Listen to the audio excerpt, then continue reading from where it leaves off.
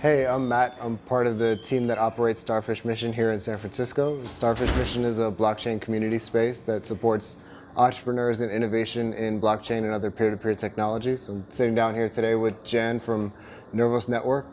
Could you tell me a little more about your role at Nervos and how you got started? Yeah, sure. I can give you a little bit introduction to Nervos, Great. which is we want to build Nervos network to be the next generation of infrastructure for the crypto economy. It's a network of blockchain and related protocols instead of a single blockchain because we want. I think the right answer to the crypto economy or what can really be the infrastructure is a suite of protocols instead of a single protocol or a single blockchain. I think the biggest issue we face today with a single blockchain is like the dilemma of scalability, right? We can have like decentralization, scalability, and security at the same time, and I think there are some conflicts in essence. Because if you want to have scalability, which basically means you want to have more and more nodes in your network. And if you want to reach agreements between all those nodes, the message exchanging between those nodes will increase. Right? And that will lead to worse efficiency or things like that. And that means decentralization and scalability has some basic conflicts between each other. Sure. So I think we need to face the fact instead of trying to solve some problem that's impossible, and try to work around the problem, which is build a second layer on top of blockchain and solve the scalability issue on layer 2 and make the layer 1 blockchain focus on security and decentralization. I think that's maybe the best way to go. Okay. Great. Can you provide some detail about what you've worked on previously and how you arrived at kind of the construction of Nervos as the solution right now for the problems you see in scalability? I worked in this blockchain space for a long time. The first thing I worked related to blockchain is an exchange. So we built a open source crypto exchange several years ago.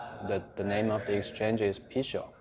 It's open source on GitHub and started by a lot of people, and it's still, I think there are a lot of exchanges are running on Pisho.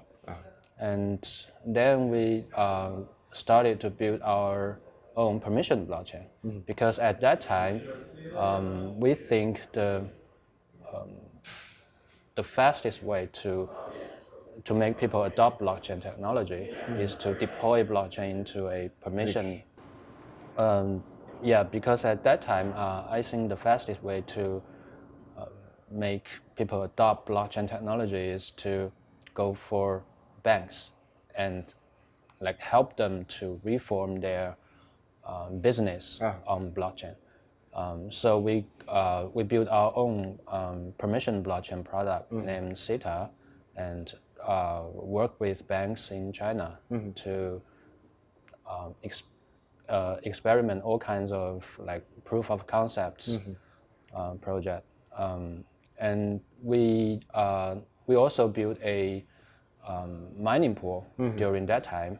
We helped EastFans, which is a large Ethereum community in China, to build a mining pool, which is now renamed to Spark Pool. Okay. Yeah, Spark. Yeah, Spark Pool.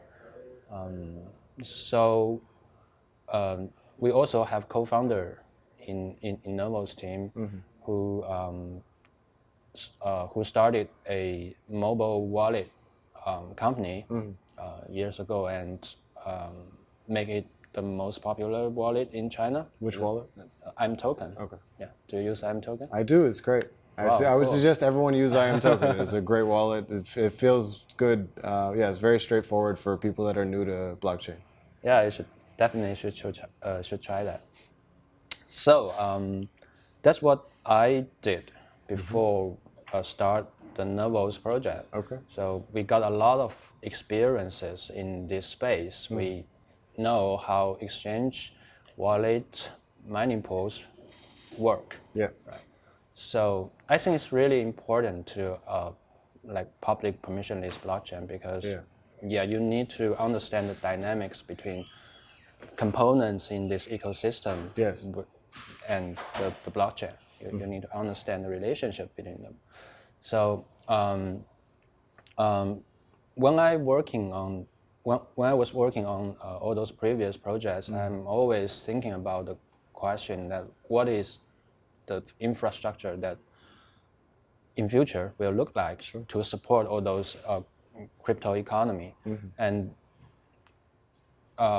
because there are so many options, like maybe we should sacrifice decentralization, right? Maybe we should do this, do that. But as we accumulate our experiences, I'm more confident about the layered architecture solution. Because we have made our permission blockchain scale, and we see a lot of problems. We call it post scalability problem.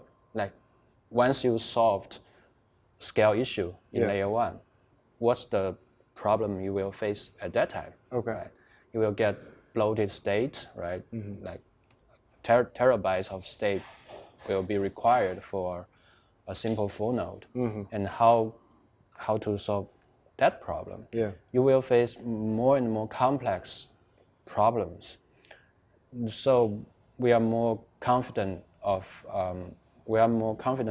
the like scalability, scaling solutions on layer 2 instead of on layer 1. I think that's the only way to keep layer 1 decentralized and secure. And I think it's important. We don't want to sacrifice all those properties in layer 1 because, well, that's what we are here for, blockchain, right?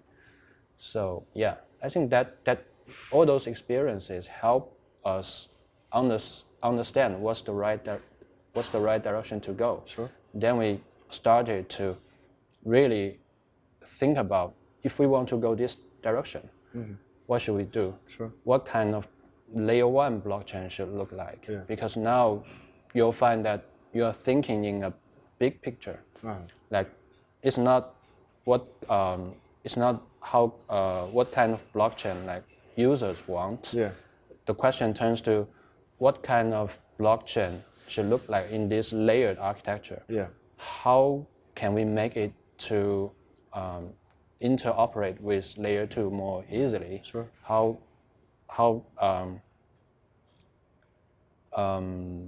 Maybe we should focus on layer 2 solutions and talk to layer 2 teams, and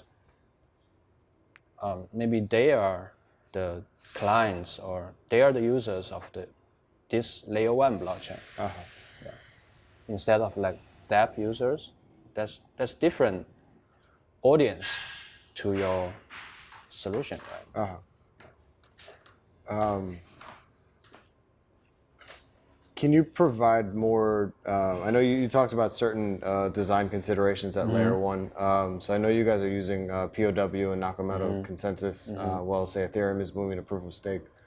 Can you provide some sort of insights that you've seen that have come to say those design decisions at layer 1? You mean insights or? Yeah, insights over through scaling blockchains and kind of what that vision for Nervos at layer 1 is, and those design decisions that say are different from Ethereum. Yeah, basically from the approach many projects take today. So we just take the fact that layer 1 is slow and expensive, and then how can we work around this, right? So if the security or trust provided by layer 1 is limited, right? The supply is limited. The best way to maximize its effect is to use the limited resource on the most important thing, right? So if we think the question in this way, you just keep thinking about this issue, you'll find that the most effective way to use this limited trust is use it to create some I don't know is use it to create some deterrent or something to guarantee that bad behavior, misbehavior will always be punished. Okay. So people will just avoid to do bad things. Sure. Right? And if people don't do bad things and only do good things, all those good behaviors, they can happen on another layer and they don't need to touch layer 1. Okay. So in that way, we can maximize the effect of layer 1 instead of like we just allow all kinds of operation happen on layer 1, like buy shoes or watch TV or pay for video, right? We only handle those abnormal operations on layer 1. Okay. Then if everything's okay, right, then there will be nothing happen on layer 1. We can reduce the workload on layer 1 to a minimal number, right? And this kind of usage will scale the throughput or the throughput of the whole network in a unlimited way, right? If imagine if there's no bad thing happen, you can do anything you want on layer 2, and there's no limit on the throughput on layer 2. Yeah. So layer 1 only need to handle those abnormal operations. So there's actually a very good analogy to this solution, which is our court system. The human society, we organized our own society because we invented the whole court system. Right? We have court, we have contract, and we sign contract to collaborate. And at most time, we won't bring our contract to court to ask them to do something because we just cooperate and nothing bad happen, right? But when something bad happen, we can ask court to judge the issue and punish the misbehavior. In that way, we scaled court. Right? There's very limited source for court, and this mechanism worked for a long time. Sure. Right? And it has been proven to be effective. So why don't we just learn from what we have today and like digitalize it? Sure. Like what we created on blockchain is actually a crypto court, right? The court will interact with another layer and read crypto proofs, and so it will lead to so because it's a crypto court and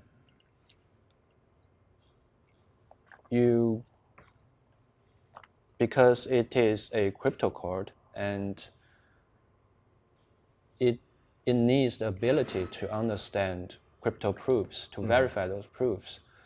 So naturally, you will think that maybe the layer 1 blockchain don't need to do too much. Sure. So I don't need the layer 1 blockchain to handle all the like e-business on internet today, but it just focuses on two things. The first is it's a crypto court. It can understand crypto proofs, and the other thing is it's a store of assets, because you need all kinds of assets on layer 1, so people can use the asset as collateral for their layer 2 activities. Sure. And if they do bad things, the collateral will be like confiscated by the crypto court. So I think that's the minimal requirement to a layer 1 blockchain in such a layered architecture. So then you can think about how can you design a blockchain to fulfill those two minimal requirements instead of like to fulfill all kinds of scenario. That will be more easier and make the blockchain much more simpler. Yeah. So I know you guys use a RISC-V architecture, and it's a lot less opcodes than say the EVM. Can you talk about say what's been removed and kind of like how you feel like that simplifies things, and maybe not what's removed, but what say the EVM does that CKBVM doesn't, and you know. Well, it's in some sense the same because both of them are Turing complete, so you can do everything on either one. Yeah. Right? But RISC-V is we choose RISC-V because it's also a open standard because RISC-V is a project created by a Berkeley team, and as a community, it has attracted a lot of groups or organizations, companies to join the effort. And the core instruction set of RISC-V is super simple. It's less than 50 instructions. Sure. And like for EVM has 74 opcodes today. So it's even more simpler than EVM. Sure. And because RISC-V has a huge successful community, so it has very great industrial support today. Like you got GCC toolchain or LLVM toolchain. Yeah. So there are all those existing tools can be used on this on this RISC-V ecosystem. So you can use like C language to write some code and compile your C code with GCC into RISC-V instructions. So I think that's more friendly to developers because now you don't need to learn some new language. Sure. But it doesn't mean we cannot create new language on RISC-V virtual machine. Sure. We can also like create some like DSL for financial or smart contract. Yeah. That's doable. We may even write a Solidity compiler to compile Solidity into RISC-V instructions. So it's powerful and simple. And another reason we choose RISC-V is because RISC-V is more close to hardware. And I think it's important because a standard designed for hardware, for chips, is more stable and unlikely to change in the future. Because if the standard is constantly changing or add new features, right, you will need to hard fork in future to adopt the new standard. Like if we use WebAssembly, for example, maybe the standard will change someday or next year, and then you will face the choice, to upgrade or not. If you don't upgrade, you'll lose the compatibility with all the tools. You just won't be able to use those new tools. That will be a problem. So we prefer some standards more close to hardware to avoid things like that. And because RISC-V is designed for chips, the core standard, instruction set is already fixed. They won't change. So I think we can avoid things like that. And also because RISC-V is a quite modular standard. So it divides all those instructions into groups.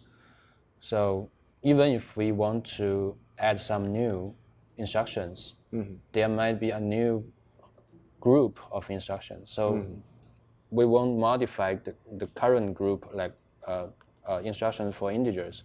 There will be no new instruction for integers, but there might be some new group for like vector operations.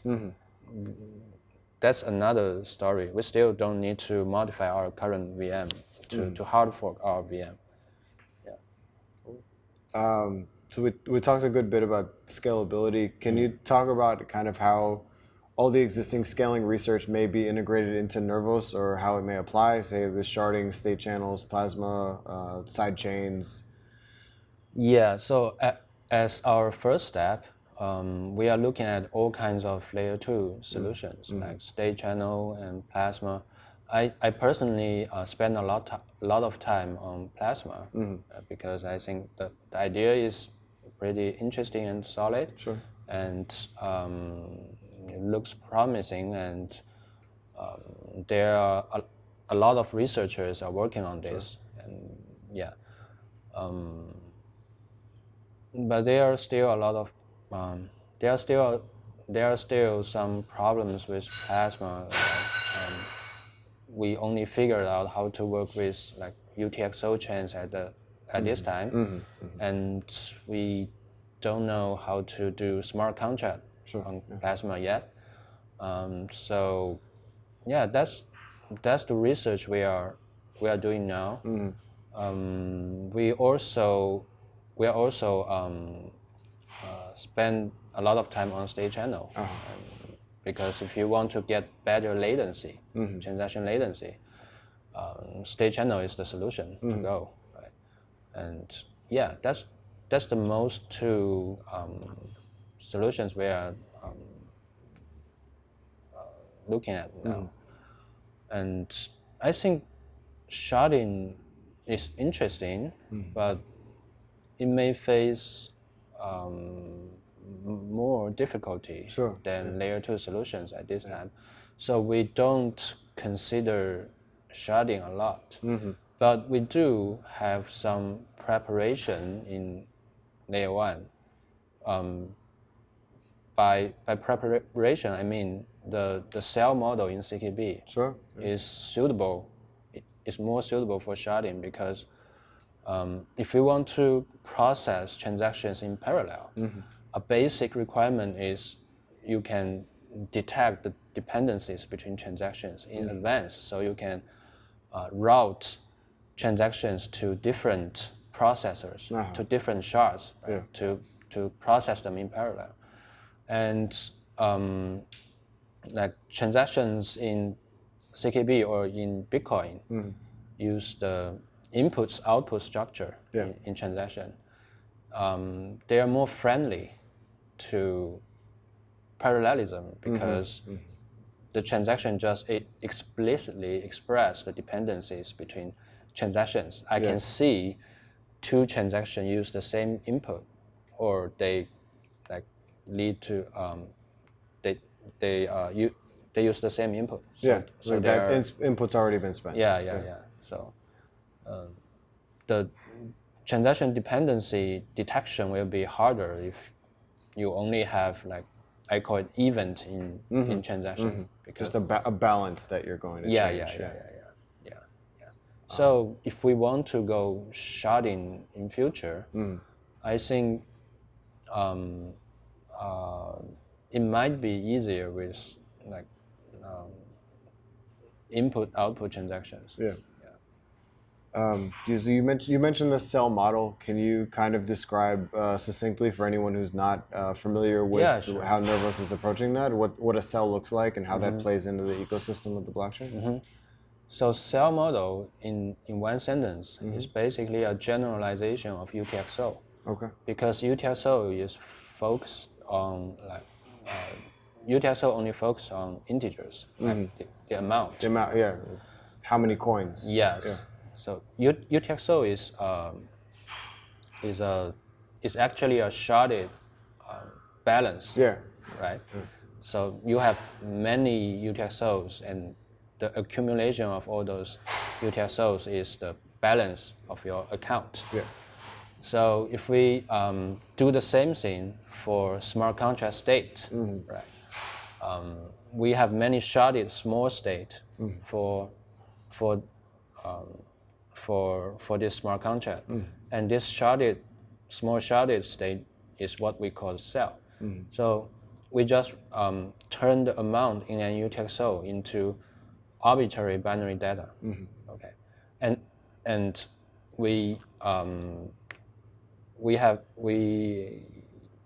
in cell you also has a lock on the on your data, because in UTXO you will have like script pub key to protect your UTXO, right?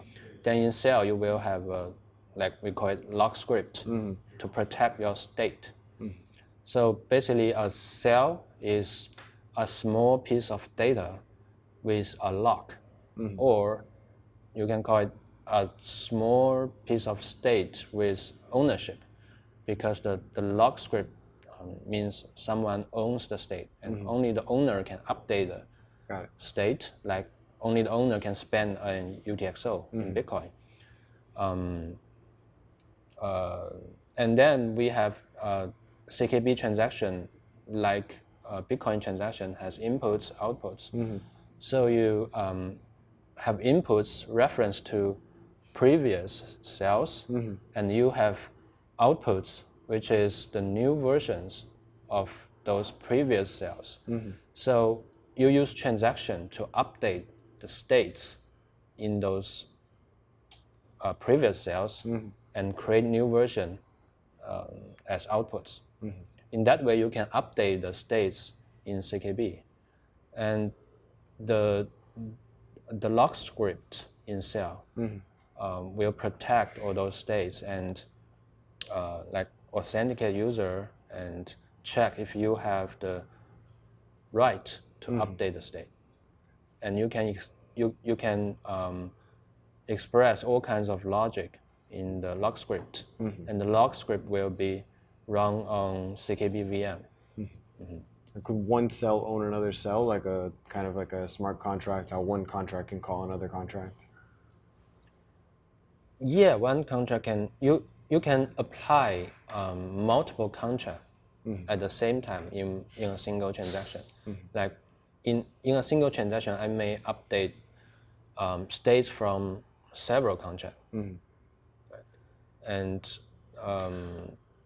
so for each input, the VM will evaluate the log script and output 0 or 1. Like if the result is 0, it means the verification is success. Okay. And then you can go to the next input. And if all the verification on those inputs are successful, the whole transaction is valid.